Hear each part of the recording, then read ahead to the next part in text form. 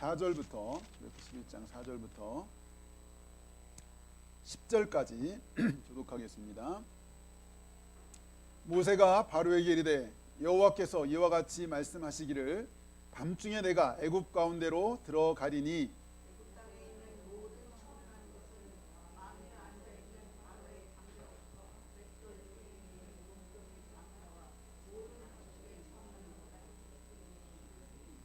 애굽 온 땅에 전무후무한 큰 부르짖음이 있으리라.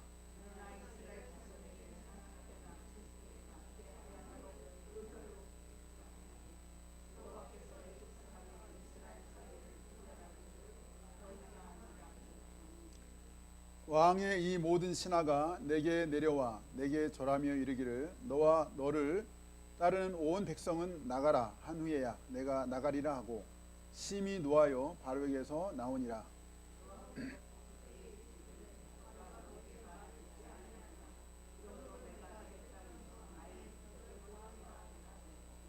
모세와 아론이 이 모든 기적을 바로 앞에서 행하였으나 여호와께서 바로의 마음을 완악하게 하셨으므로 그가 이스라엘 자손을 그 나라에서 보내지 아니하였더라. 아멘. 여기까지 보겠습니다. 오늘은 구별과 기회 이런 제목을 좀 잡아봤는데요.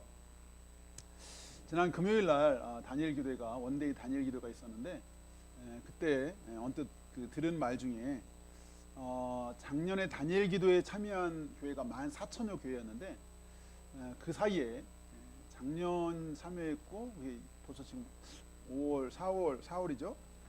요 사이를 말하는 건지 한 300교회가 문을 닫았다는 그런 아주 충격적인 얘기가 있었는데 100교회도 아니고 300교회가 문을 닫았다. 뭐 다 코로나의 영향이 아닐 수 있겠지만 어떤 코로나의 영향으로 거의 그런 게 아닌가 싶은데 어쨌든 작년부터 해서 올해까지 지금 코로나 상황에 우리가 좀 살고 있는데 여러 가지 영향을 많이 미치는 것 같아요. 뭐 소상공인들 한 70%가 거의 폐업을 고민했다 이런 자료도 봤어요. 많이 폐업했고 소상공인 70%가 폐업을 고민할 정도로 심각한 그런 요 앞에 제가 가끔 가는 전도하려고 가는 세탁소가 있는데 거기 아저씨도 요즘 봄이면 원래 이게 원래 세탁소 철인데 안 들어온다는 거예요. 물건이 봄인데도 너무 힘들다. 그런 얘기를 하는 거 보면서 진짜 소상공인이 많이 힘드시겠구나 그런 생각을 좀 했는데 뿐만 아니라 뭐 지금 교육계도 흔히 하는 말이 올해 초등학교 2학년들이 참 제일 안타깝다. 작년에 굉장히 심해져 가지고 애들이 거의 학교를 못 가다 보니 어떤 선생님이 그러더라고요. 애들이 지금 받아쓰기도 안 되고 심지어 앉아 있는 것도 안 된대. 학교를 안 가다 보니 학교에서 이렇게 서너 시간 앉아 있는 것도 안 되고 연필 잡는 것도 안 된대. 연필 잡는 거. 어떤 선생님이 막 그런 얘기를 하는 걸 들었어요. 심지어 이 코로나 상황 때문에 교육 격차가 안 그래도 더 심해져. 교육 격차가. 여유가 있는 집들은 그래도 다 이렇게 사교육 시키는데 그렇지 못한 애들은 그냥 더 이제 그리고 최저학력, 기초학력이죠. 기초학력이 더 많이 떨어져서 이거 상당히 고민이다. 이런 얘기도 듣고 대신에 이제 아이들이 그렇게 되다 보니까 오히려 게임이나 유튜브에 더 많이 노출돼서 최소한 하루에 한 3시간 3시간 이상을 미디어에 이렇게 노출돼서 애들이 그렇게 익숙해졌다. 이런 얘기도 듣고 어쨌든 사실 코로나라고 하는 전염병 하나만으로도 이렇게 상당히 영향을 미치는데 제가 왜 이런 얘기를 하냐면 이집트에는 몇 가지 재앙이 있었죠? 몇 가지? 10가지. 한 가지 재앙만도 나라가 휘청거리는데 예를 들면 뭐 5번째 같은 경우에 가축 재앙이 있었는데 가축 재앙이 무슨 돼지 구제역 이런 것처럼 돼지만 다치는 게 아니라요. 모든 가축이 다 죽는 거예요. 돼지 구제역, 소 뭐 하나만 생겨도 이게 엄청나거든요. 닭 뭐 하나만 해도 한 종류만 해도 엄청난데 5번째 재앙 같은 경우에 가축 다 죽어나가면 엄청난 경제적인 타격에다가 심각하죠. IMF 이상의 휘청거리는 거예요. 그런 재앙이 10번을 그냥 내리 쏟으면 나라가 거덜나죠. 우리말로 충청도 말인가요? 거덜난다. 쑥밭된다 이런 말이 충청도 말인 것 같은데 그게 그런 재앙이 10번이나 있어서 제가 갑자기 궁금해졌어요. 이렇게 이집트가 휘청휘청 거의 나라의 존폐가 갈릴 수 있는 상황인데 이거 역사적 기록이 있지 않을까? 역사 기록? 막 뒤졌어요. 왜? 이거 엄청난 재앙이잖아요. 하나하나만 해도. 막 뒤졌더니 네이버에 저랑 비슷한 생각을 하는 분이 있더라고요. 질문했어요. 혹시 이집트 국정교과서에 이집트 옛날 10가지 재앙이 나와 있습니까? 이렇게 질문을 했어요. 아니, 국정교과서는 아니더라도 뭐 문헌이 있을 것 같잖아요. 그랬더니 어떤 분이 내가 이집트 국정교과서는 안 봤지만 내가 상식선에서 대답을 해보면 이집트 입장에서 볼 때 10가지 재앙이라는 것이 쪽팔리는 일인데 그런 거를 기록하겠냐. 해도 외국에서 하든지 도와줄 수 없을 것이다. 아니 나라가 쏙빠지도 지금 엄청 타격이 있고 나중에 그 힘없는 그 히브리 민족 쫓아가다가 몰살당했잖아요. 완전 쪽팔리는 역사를 누가 기록하겠냐는 거예요. 그래서 그 얘기 듣고 그렇겠구나. 그래서 더 이상 안 찾았어요. 근데 어떤 과학자가 이집트 10대 재앙의 비밀 해가지고 과학적으로 뭐 증명했다는 책을 냈다고 하긴 하던데 어쨌든 이 이집트에 내렸던 이 10가지의 이 재앙 이 10가지씩이나 하셔야 되나? 하나님 너무 잔인하시지 않나? 한 5가지만 해도 될 것 같은데 하나하나가 메가톤급 하나하나 이 재앙이라는 게 우리 코로나 이거 사실은 이 재앙에 비하면 사실 아무것도 아니거든. 하나 재앙만 해도 예고에 됐던 한 가지 재앙에 비교해도 코로나는 아무것도 아니다. 사실 코로나 하나 가지고 이렇게 막 어려운데 10가지 재앙이 내렸으면 도대체 어떻을까? 어쩌면 이 그때의 이집트의 백성들만큼 불행한 사람이 없었을 것 같아요. 왜? 잘못된 지도자를 만나서 잘못된 지도자를 만나서 아주 그 이집트 백성이 나중에 뭐라고 고백하냐면 우리 다 망하게 생겼다고. 심지어 신하들까지 나서가지고 바로한테 가서 얘기했어요. 제발 고집 좀 부리지 말라. 왕한테 신하들이 우리 다 죽게 생겼다고. 얼마나 나라의 타격이 컸으면. 그렇죠? 왕이 고집 부린 바람에 막 뭐 애매한 제도 없는 가축들이 그냥 다 죽지. 그 밭에 채소가 우박만 되는 게 아니에요. 뭐가 되는지 아세요? 우박과 함께 불이 같이. 원래 불하고 우박은 이거 얼음이잖아. 얼음하고 불하고 같이 있을 수가 없잖아요. 이게 하나님 심판이라는 뜻인데 우박에다가 불까지 내렸어요. 거기다 막 천둥 우레소리. 아니 뭐 이집트 백성들도 뭐 잘못한 게 있지만 막 완전 거덜나는 거예요. 우박 하나만 때려도 우박에 막 엄청난 우박들이 거기다 불이 막 같이 내려. 불이. 야 불과 우박이 막 같이 내려서 막 천둥이 치면서 막 그러면 얼마나 두려울까요?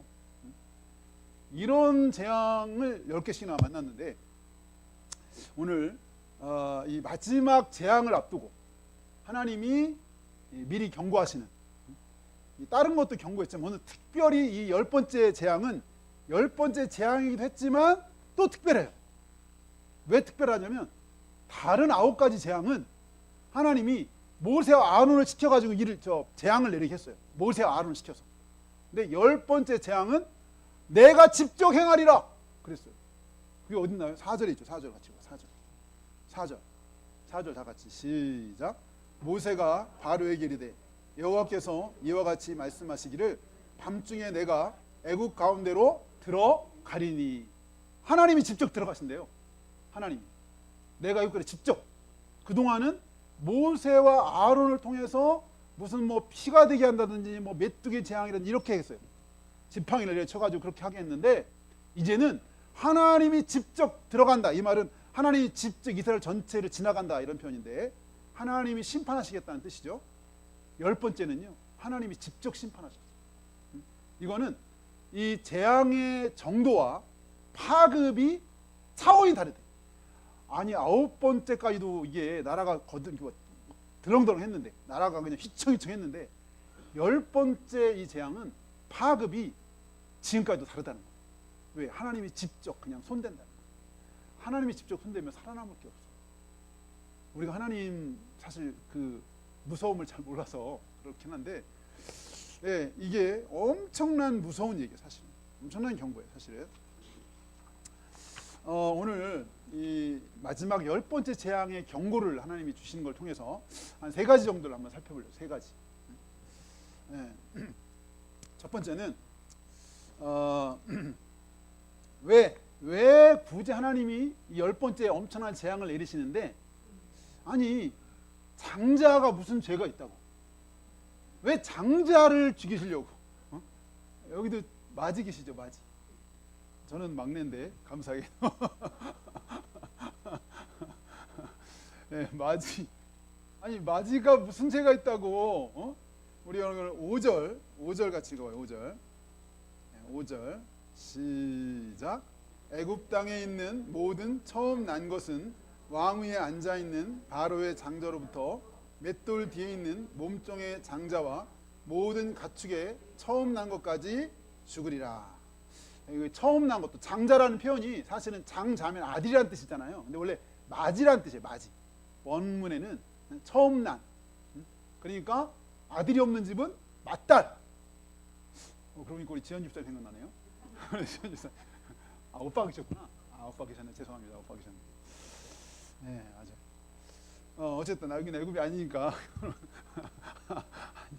그때 애굽이라면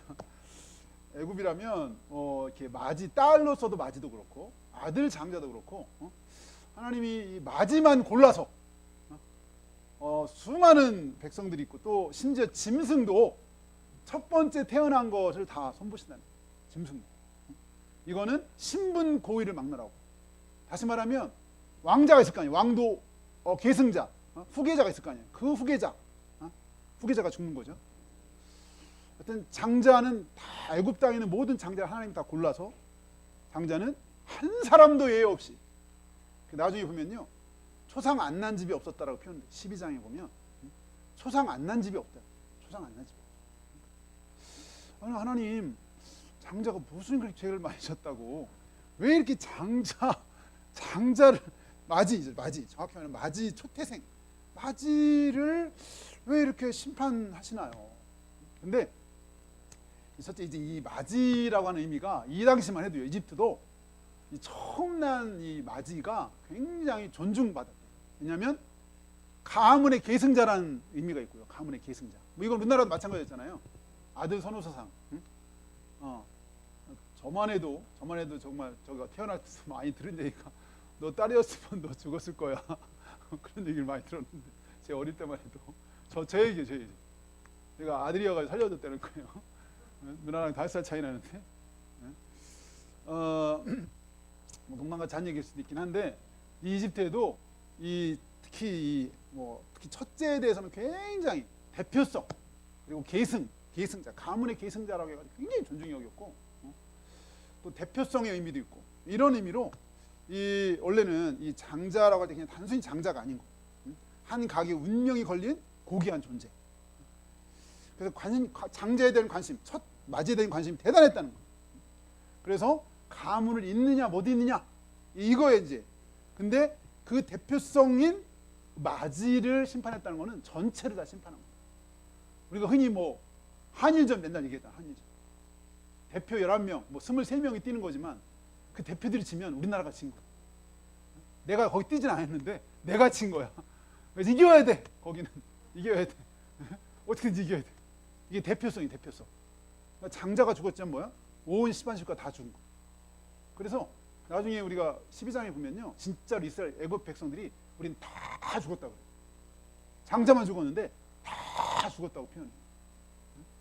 이 대표성인데, 사실은 이게, 근데 하나님 그래도 그렇지, 아니 대표를 죽인다 왜 그러십니까? 라고 생각해 볼 수 있는데, 우리가 한번 잠깐 우리가 보고 갔으면 좋겠어요. 4장, 우리 출애굽기 4장 22절.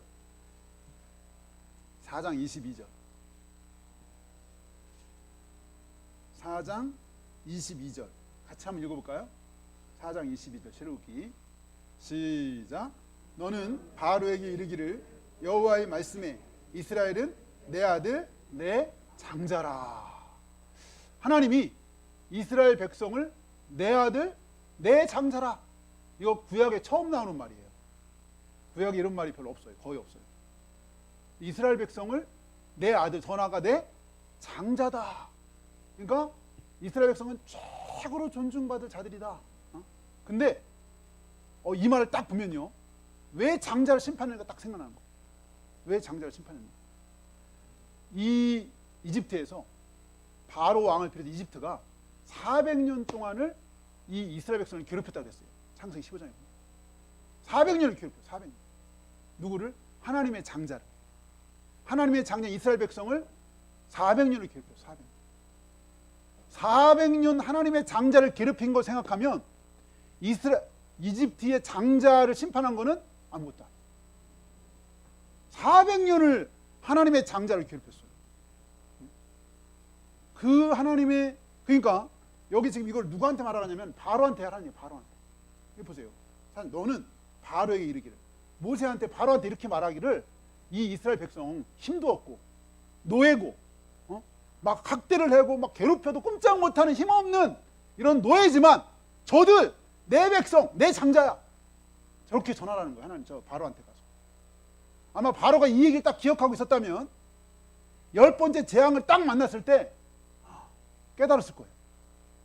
맞아, 이 백성 하나님의 장자라고 했는데 그 대가로 온 이스라엘의 장자들이 다 죽어나가는구나. 장자. 이 애굽에 감사해요. 너무 잘 듣고 있네. 예. 이집트의 장자들이 죽어나가고 있다. 그러니까 여기 지금 그러면서 여기 23절에 하면 23절 같이 읽어봐요. 23절 지금 4장 23절이에요. 4장 23절 시작. 내가 네게 이르기를 내 아들을 보내주어 나를 섬기게 하라 하여도 네가 보내주기를 거절하니 내가 네 아들 네 장자를 죽이리라 하셨다 하라 하시니라. 네, 그렇잖아요. 하나님의 장자인 이스라엘을 그동안 괴롭혔어요. 그리고 여전히 그 괴롭힌 것들을 보내라 해도 안 보내. 그러면 네 장자가 죽어. 네 장자가 죽어. 라고 얘기하시는 거예요. 그러니까 어떻게 우리가 어떻게 하나님 왜 장자만 골라서 죽여요? 이럴 수 있는지 모르겠지만 그동안 바로와 이 이집트의 사람들이 힘없고 백없고 그냥 때리면 맞고 죽이면 죽임을 당하고 그냥 애들 낳으면 다 막 나일강에 집어 던졌어요. 나일강에 집어 던졌어요. 이렇게 힘없어. 그때 몰랐는데 그게 엄청난 죄라는 거를 장자들이 죽는 걸 통해서 자기 장자들이 죽어 나가는 심판을 통해서. 그래서 바로가 이걸 못 깨달았을 것 같아. 바로는 못 깨달았겠지만 우리가 왜 장자를 죽이시나 이렇게 생각할 때 이런 의미가 있다. 이런 400년 동안 괴롭혀. 400년 동안 10년 20년 우리가 30년 일제 그렇게 괴롭힘을 당한 것도 지금도 그렇게 우리가 일을 가는데 400년을 괴롭힘을 당했어요. 400년. 그래서 그 부르짖음이 하늘에 사무쳤다 그랬어요. 그러면 이스라엘 백성으로 생각해보면 하나님 이렇게 하나님 백성이라고 하는데 우리 이렇게 죽어나가고 있어요. 아니 저 바로가 아들 태어나면 다 강에 던지라고 해요. 이 피똥이 어떻게 강에 던지나요? 하나님 우리 하나님 맞나요? 하나님 어디 계시나요? 하나님 내 하나님 이거 막 레파토리가 있잖아요. 레파토리. 하나님 살아계시나요? 하나님 정말 내 하나님 맞나요? 내 하나님 나 사랑한다고 뭐 작은 신임에도 응답하시는 거 맞나요? 이거를 400년 동안 했다니. 하나님 나와보세요. 힘도 없는 것 같고 아무런 백도 없는 것 같고 아니 하나님이 우리 하나님이라고 그러는데 천지를 창조했다고 그러는데 하나님 뭐예요? 이렇게 다 죽어나가는데 당신 백성들이 저 파라오 저 태양의 아들이라고 그러는데 저 파라오 저렇게 막 기대등등한데 저렇게 우리를 막 고요를 짜가지고 라암세스 만들고 건축하고 엄청난 건축물들 막 하는데 우리 피땀 다 쏟아서 저렇게 만들고 있는데 하나님 이거 보고 계시나요? 근데 하나님 뭐라고 그랬어요? 내가 다 듣고 있다, 다 보고 있다. 모세를 딱 부를 때 그랬어요. 내가 내 백성들의 부르짖음을 들었다. 내 저들의 학대를 다 보았다. 다 보고 있다. 그러니까 이 장자를 멸하시는 진멸하시는 이 심판을 통해서 이스라엘 백성들의 고통의 소리, 하나님이 진짜 작은 신음을 다 보고 계셨고 힘없고 빼먹는 이스라엘 백성들의 아픔을 다 알고 계셨다는 거예요. 근데 우리는 사실 우리가 어려움을 당하면요, 그런 것 같지 않아. 하나님 전혀 모르는 것 같아. 하나님 나의 고통에 상관없는 것 같아. 하나님 다 보고 계셨다는 거예요. 그래서 하나님이 출애굽기 22장에 뭐라고 그랬냐면요, 이스라엘 백성들한테 너희들 나그네를 학대하지 마라. 이스라엘 백성들 한 말이에요. 이스라엘 백성들한테. 노예로 있었다. 왜? 너희들 그때 그렇게 했었잖아. 우리 그거 한번 찾아보고 갈까요? 출애굽기 한번 22장.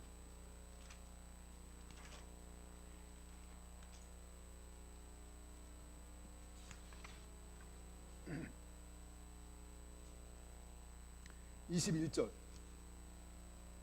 22장 21절 같이 읽어볼까요? 시작. 너는 이방 나그네를 압제하지 말며 그들을 학대하지 말라. 너희도 애굽 땅에서 나그네였음이라. 너희도 똑같은 처지에 있었다.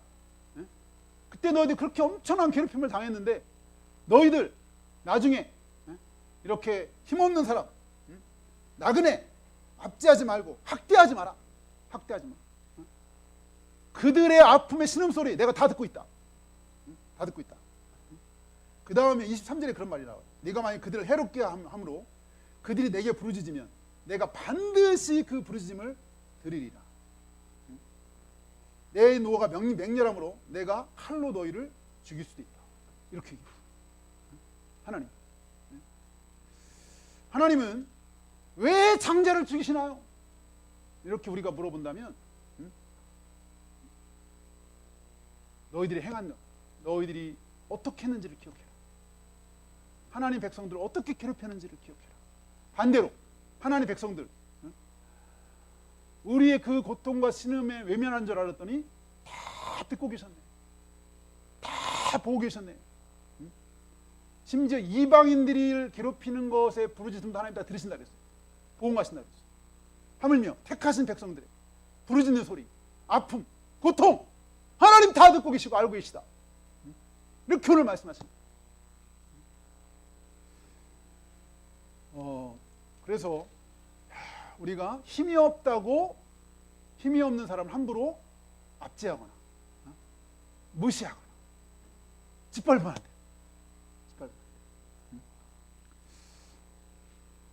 예, 하나님은 우리의 고통을, 특히 하나님 자녀들이 겪는 고통을 잘 알고 계신다. 고통 중에 부르짖는 소리를 외면하지 않으신다. 하나님은 하나님의 때 그 부르짖음을 반드시 응답하시고 해결해 주신다.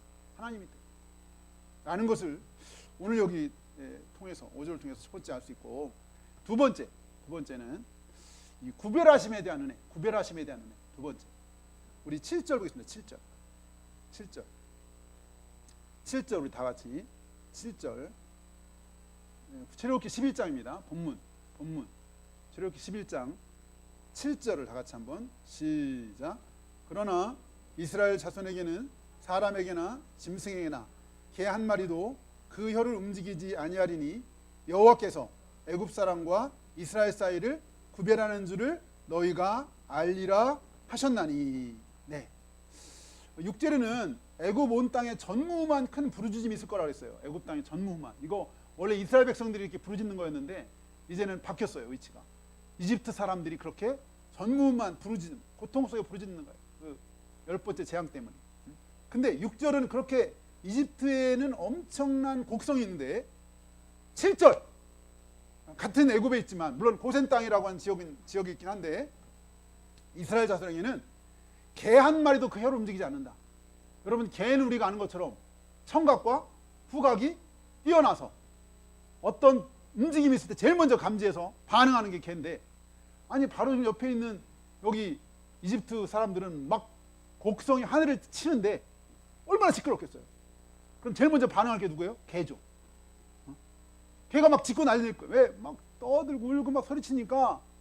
근데 하나님 말씀하시기를 이스라엘 진영에 개 한 마리도 그 혀를 움직이지 않을 것이다.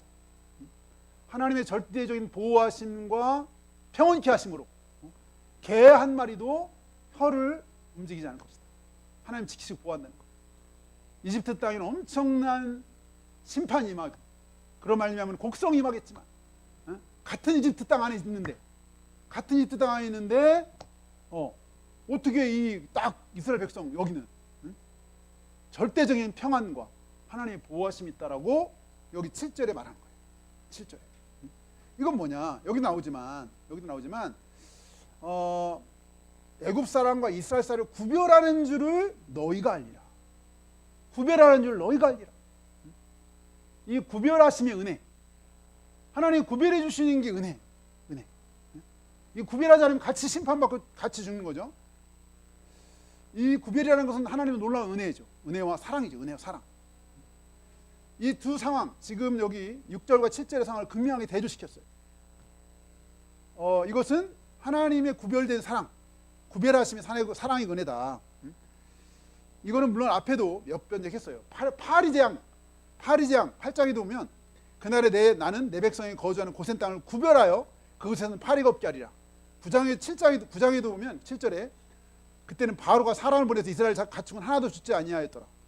바로가요 궁금해서 사람을 보내봤어요. 그래가지고 보니까 진짜 이스라엘 백성은 애굽은 가축이 다 죽어나갔는데 이스라엘 쪽에는 가축이 안 죽는 거예요. 그걸 바로 왕이 사람 보내서 확인했어요. 하나님이 구별됐다는 걸 확실하게 보였어요. 심지어 막 흑암이 내렸죠. 9번째 흑암이 3일 동안 덮었어요. 캄캄했어요. 대낮에. 근데 이스라엘 자손들에게 거주하는 곳에는 빛이 있었다. 10장 23절. 계속 하나님이 구별한 것을 보여줬어요. 이거는 이 구별하심의 은혜. 구별하심이라는 건 다른 말로 하면 정체성이에요. 정체성.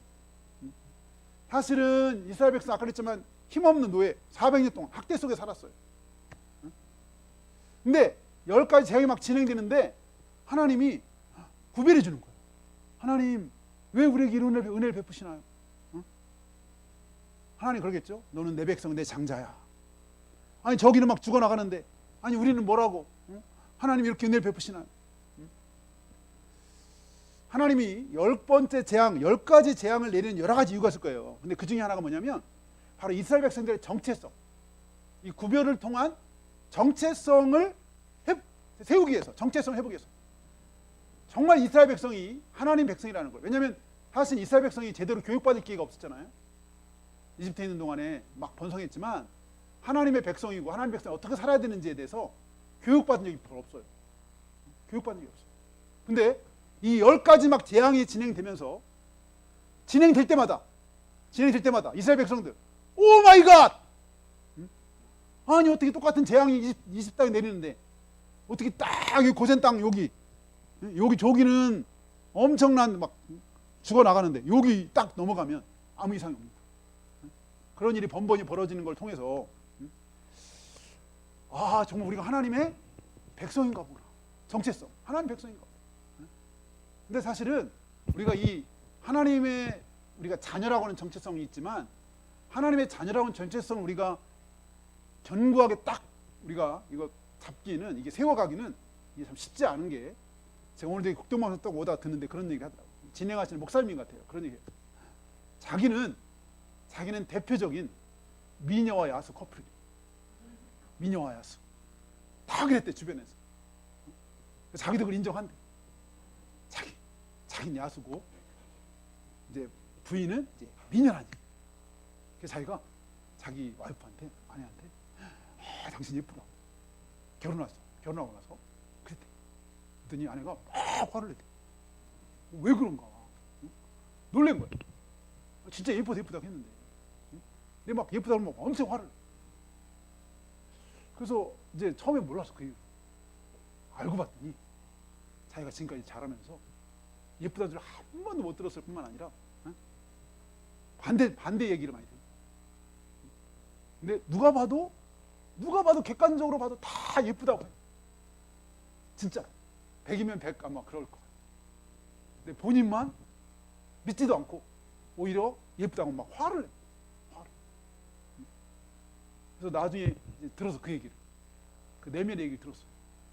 자라면서 집에서 한 번도 그런 소리 들어본 적이 없고 칭찬도 못 듣고 자기는 예쁜 사람이 아니라 그렇게 확고하게 믿고 살았어요. 사람들이 자기는 예쁘다면 놀린다고 생각해가지고 화가 나는 거예요. 그래서 이 목사님이 그걸 딱 듣고 난 다음부터 사명감을 갖고, 사명, 미션, 세계 선교 미션과 함께 또 하나의 미션, 틈만 나면 예쁘다.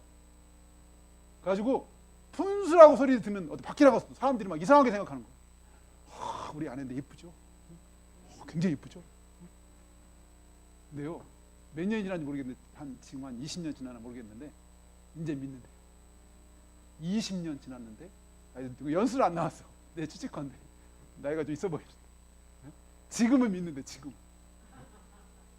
이 정체성, 이건 약간 정체성의 비유인데 이렇게 힘들어. 정체성을 갖는 게 쉽게 힘들어. 이스라엘 백성들 400년 동안 노예로 살았어요. 노예 근성이 있어요. 하나님 백성이고 막 구별해가지고 저기는 막 심판이 내리는데 여기는 막 딱 하나님 막 특별히 막 보여주는, 이렇게 막 끼고 도는 것 같아. 끼고 도는 거.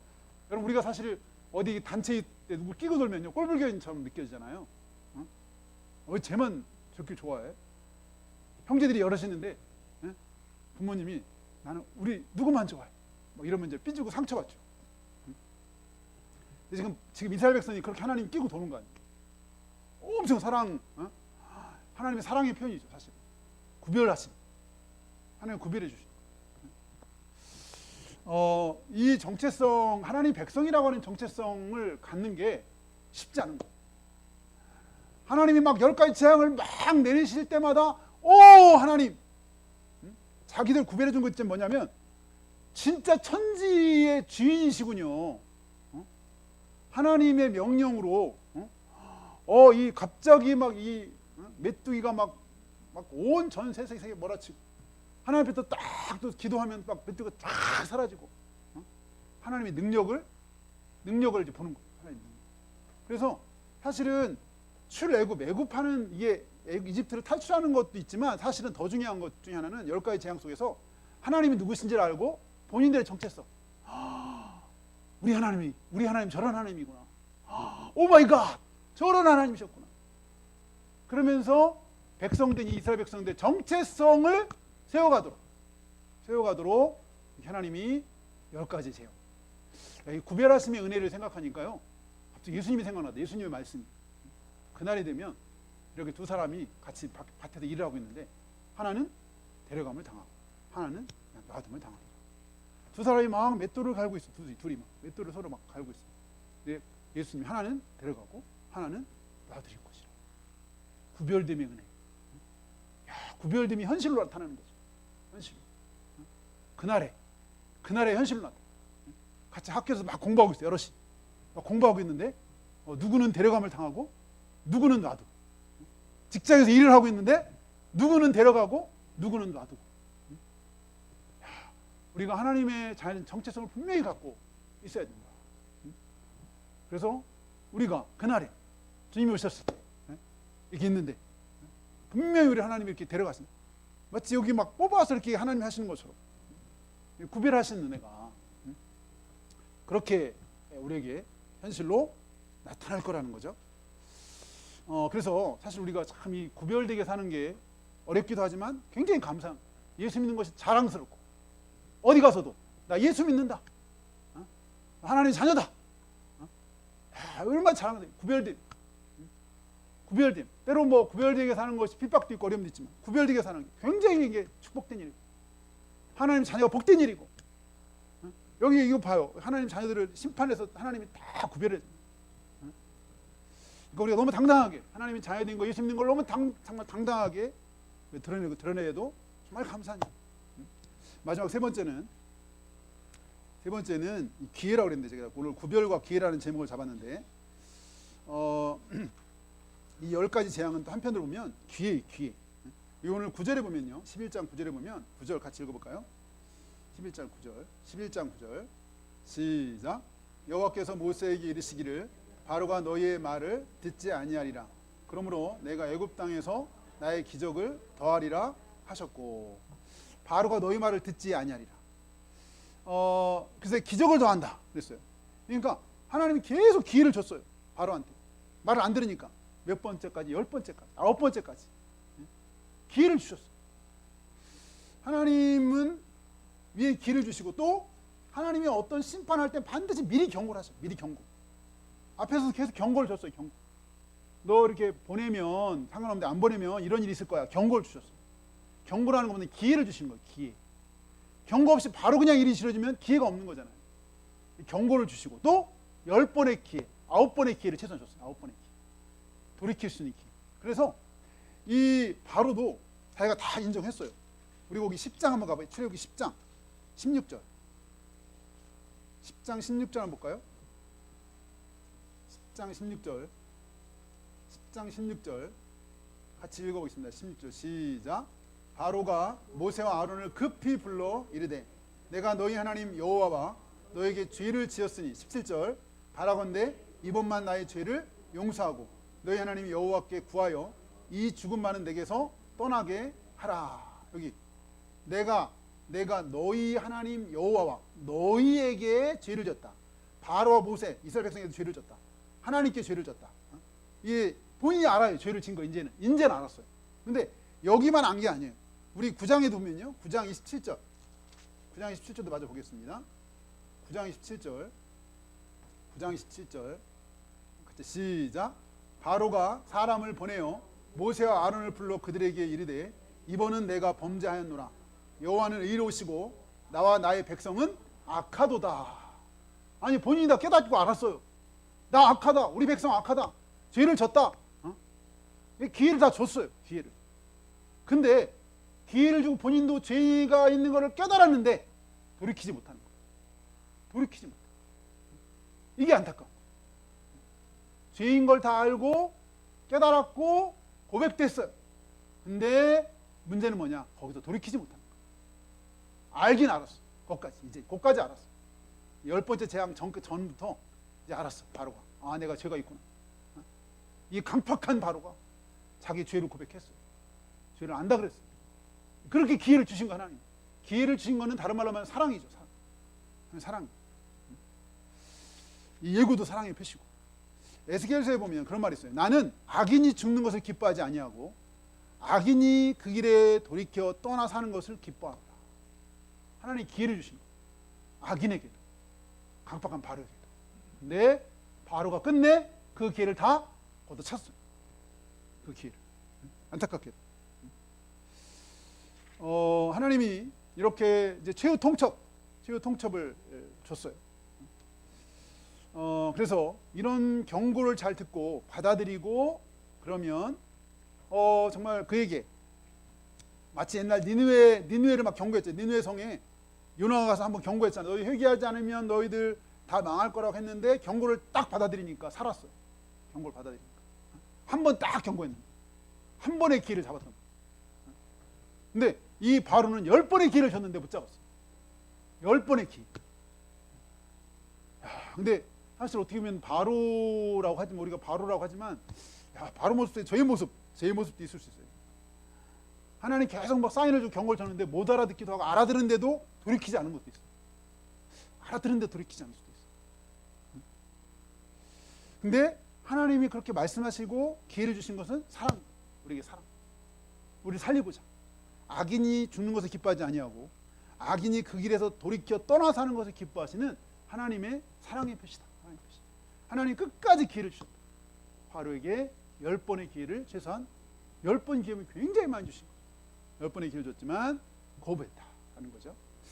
오늘 우리 11장을 통해서 마지막 특별히 10번째 재앙은 다른 9번째 재앙과 달리 하나님이 직접 개입하셨는데 특별히 세 가지를 우리가 살펴봤죠. 왜 그런 장자를 심판했느냐. 첫째 마지.